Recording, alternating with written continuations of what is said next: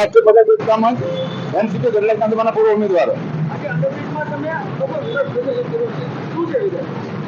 હવે વિરોધ પસંદ કરવાનું કારણ એ છે કે વિકાસના નામે ઠેઠ દિલ્હી સુધી બનેલી સરકાર અમે તો આ જોયું છે કે ભાઈ ભય ભૂખના ભ્રષ્ટાચાર સિવાય ભાજપમાં કાંઈ છે નહીં.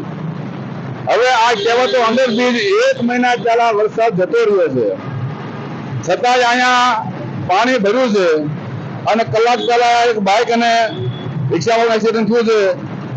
આ ભ્રષ્ટાચારી નેતાઓ, ભ્રષ્ટાચારી અધિકારીઓ અને બુદ્ધિ વગરના એન્જિનિયરોનું આ જીવતું જાગતું નજારું તમને દેખાય છે.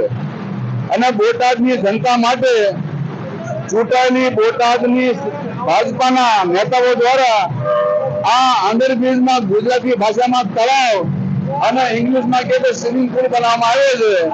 જેને સ્નાન કરવા આવવું હોય હજી 2 મહિના હાલશે. એના માટે આજે સ્નાન કરી અને વિરોધ દર્શાવ્યો છે. મુદ્દા નંબર 2 કે ભાઈ ધારાસભ્ય તરીકે આમ આદમી પાર્ટીના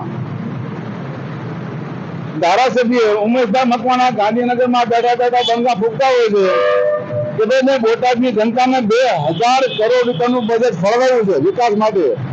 તો ભાઈ 200 કરોડ રૂપિયા ખાલી અહીં આપો ને તો અંડરબ્રિજના બદલે ઓવરબ્રિજ થાય અને લોકોના ખોટા જીવ ન ગુમાય. એના માટે આજે મેં અહીંયા વેપન કચેરી હતું. સાહેબ આજે રહ્યો ને અંડરબ્રિજ એ સ્ટેટ લેવલનો છે. છેક જુનાગઢ પોરબંદર સુધી આ રસ્તો જાય છે. તો અહીંયા તમામ આલા અધિકારી આવતા હોય છે. પણ અમારે એવું માનવું છે કે સરકાર જ ભાજપની છે એટલે જેટલા અધિકારીઓ છે એ બધા સરેન્ડર કરી ભાજપમાં દોડી ગયા છે. કોઈ બોલી શકતા નથી.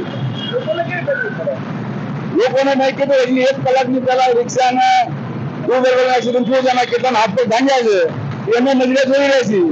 અમે નજરે જોયું છે, અમે નુકસાન જોયું, હાથ પગ ભાંગતા જોઈ આવ્યો એટલે અમે વિરોધ પછી આજે કર્યું છે.